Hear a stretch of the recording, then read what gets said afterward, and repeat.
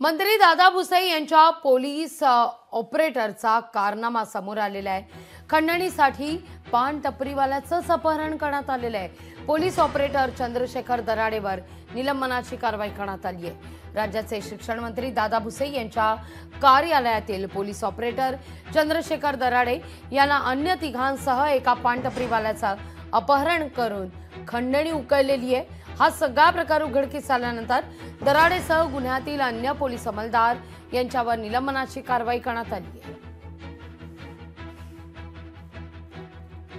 अधिक माहिती घेऊया आपले प्रतिनिधी स्वप्नील जाधव यांच्याकडून। स्वप्नील, काय अधिक माहिती? लागवी शिवसेना नेते मंत्री दादा भुसे यांच्या ऑपरेटरला निलंबित करण्यात आलेला आहे। पान टपरीवाल्याचे अपहरण करून खंडणी वसूल केल्याचा त्यावरती आरोप करण्यात आलेला आहे। एकूण 40,000 रुपये खंडणी जी आहे ती वसूल करण्यात आली आहे।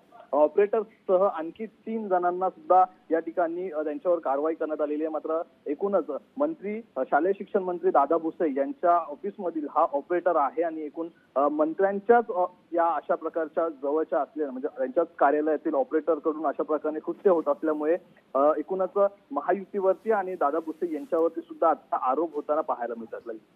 निश्चित स्वप्नील, धन्यवाद तुम्ही दिलेल्या एकूणच या सविस्तर माहिती करता।